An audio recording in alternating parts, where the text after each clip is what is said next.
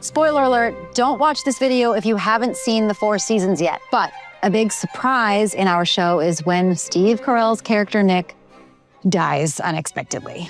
We're gonna break down the plot twist and explain why it happened and what it meant to us.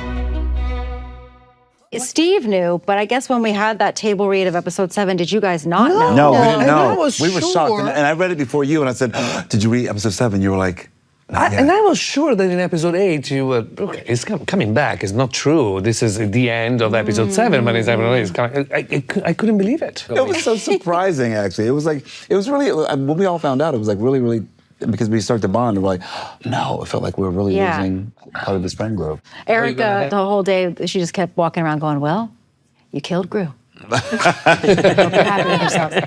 I can say from the point of view of the writing staff that we sort of knew that this show was about real life and human scale things happening, and unfortunately that is sometimes a thing that happens, and we thought it would be a painful but interesting challenge to see how that affected our remaining characters. Anne, do you want me to call Lila? No. I think I'd rather wait till tomorrow to break my baby's heart. I really did love, although that it was shocking and surprising, the fact that you're not seeing his death at all. You're not prepared at all. Nothing suggests that. I shot it on my own. I mean, I have some footage just for me. I'm so sorry. Did you shoot it on a flip phone? I did on a flip phone. It's so real life, and I love that. I really did. We also talked a lot in the writer's room about how much to let things be healed before that happened, because life's not perfect. One of my favorite moments is when you're on FaceTime with us on New Year's Eve, and it feels like a softening between your new life and you and my new life. Right.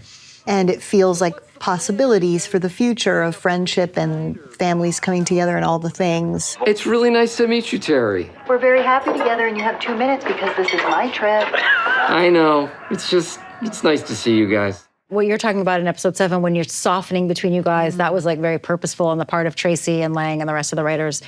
Steve, you have this really nice scene with Julia Lester, who plays your all's daughter, and Steve being the super kind person that he is, I feel like, you know, your instinct in that scene was to like fully heal with her, and we were like, we have to stop just shy of it, like just because that's kind of how it takes longer in real life. It's never quite there. Yeah. It's never set up the way you want it to. You don't know that this, you know, your last crack at these things. All I can say is that I love you, and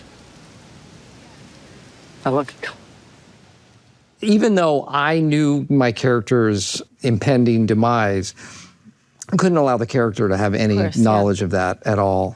So in the grocery store, I think my character had just had a bit of a blow up with his partner, and there were things that he was starting to discover in himself. What I liked about it is there was kind of a sense of calm to his life in that moment. And again, not completely, it's not like everything tied up in a nice bow, but there was a little bit of self-recognition in that moment.